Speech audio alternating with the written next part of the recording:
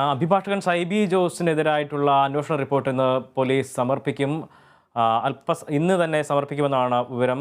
ജഡ്ജിമാരുടെ പേരിൽ കോഴ വാങ്ങിയ കേസിലാണ് ഇയാൾക്കെതിരെ അന്വേഷണം നടന്നിരിക്കുന്നത്. ഈ അന്വേഷണ റിപ്പോർട്ടാണ് ഇന്നിപ്പോൾ സമർപ്പിക്കാനിരിക്കുന്നത്. അന്വേഷണ ഉദ്യോഗസ്ഥന്റെ പ്രതികരണത്തിലേക്ക്.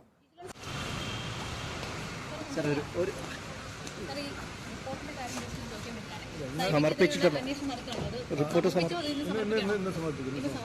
ഈ വിജിലൻസിന് മുന്നിൽ പറഞ്ഞിട്ടുള്ള മൊഴി തന്നെയാണോ അദ്ദേഹം തങ്ങളുടെ ഓഫീസിൽ?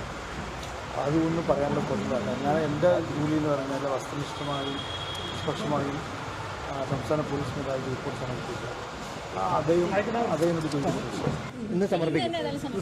സൈബിയുടെ കക്ഷി കോഴ കൊടുത്തിട്ടില്ല എന്ന് പറഞ്ഞിട്ടുണ്ടല്ലോ. 1 ലക്ഷം രൂപ അഭിഭാഷകൻ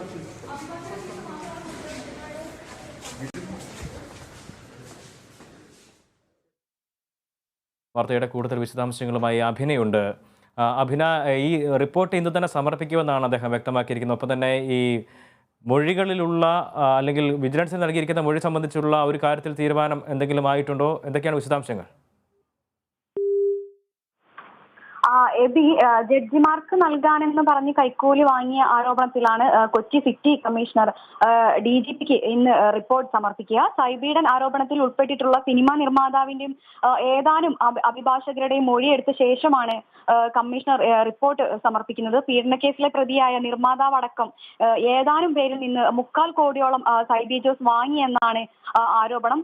അതേസമയം ഹൈക്കോർട്ടിലെ 3 ജഡ്ജിമാർക്ക് ഈ കേസിൽ നിന്ന് പിന്മാറാൻ, അതായത് രക്ഷപ്പെടുന്നതിനായി ജഡ്ജിമാർക്ക് കൈക്കൂലി ആവശ്യപ്പെട്ടെന്നാണ് ഇതിൽ മൊഴികളിൽ നൽകിയിട്ടുള്ളത്. ഹൈക്കോടതിയിലെ ജഡ്ജി ഇക്കാര്യത്തിൽ അന്വേഷണം ആവശ്യപ്പെട്ട് രജിസ്ട്രാർക്ക് പരാതി നൽകിയിരുന്നു.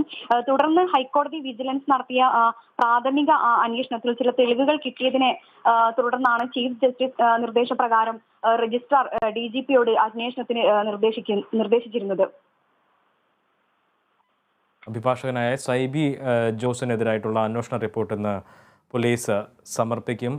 DGPക്കാണ് അന്വേഷണ റിപ്പോർട്ട് സമർപ്പിക്കുക. നേരത്തെ ഇത് സംബന്ധിച്ച ഹൈക്കോടതി രജിസ്ട്രാറിന് പരാതി ലഭിച്ചതിനെ തുടർന്നാണ് ഈ ഒരു കേസ് പുറത്തേക്ക് വരുന്നൊരു സാഹചര്യമുണ്ടായത്.